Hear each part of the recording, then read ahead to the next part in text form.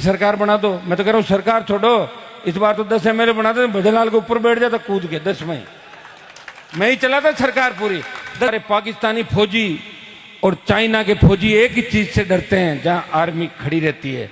वो कहते हैं कि आसपास में जब जाट रेजिमेंट सामने खड़ी होती है तब हमें लगता है कि पता नहीं बिना बात ही गोलियां नहीं चलाते जाट रेजिमेंट वाले, हमें डर जरूर लगता है।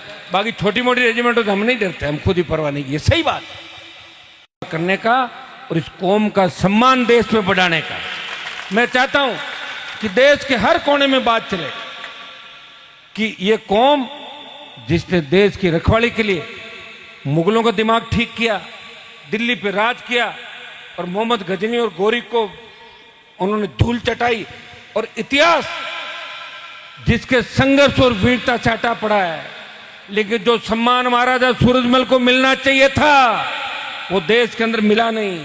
अभी भी महाराजा सूरजमल जिस सम्मान के योग्य थे, जिनको सिर्फ एक जाति का राजा घोषित करके ये प्रयास लोग कर रहे हैं, ये बर्दाश्त नहीं करेंगे। महाराज सूरजमल के साथ साथ हमारे समाज के अंदर जितने भी लोक देवता, जितने भी वीर, जितने भी योद्धा इस देश के अंदर हुए, अगर उन सबको सम्मान मिला तो निश्चित रूप से देश में एक बात चलेगी, अगर लड़ाके कोई है वो इसी कौम के लड़ाके हैं।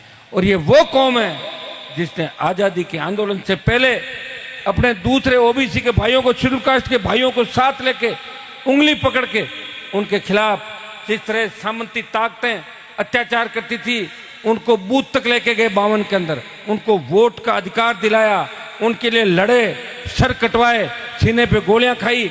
और आज भी भारत माता जब कमजोर महसूस करती है, इस कौम के बेटे सीने पे गोलियां खा के दुश्मन को धूल चटाते हैं। पाकिस्तान के, अफगानिस्तान के और चीन के कई लोग जब मिलते हैं दिल्ली के अंदर, वो एक ही बात कहते हैं कि हमारे पाकिस्तानी फौजी और चाइना के फौजी एक ही चीज से डरते हैं, जहां आर्मी खड़ी रहती है।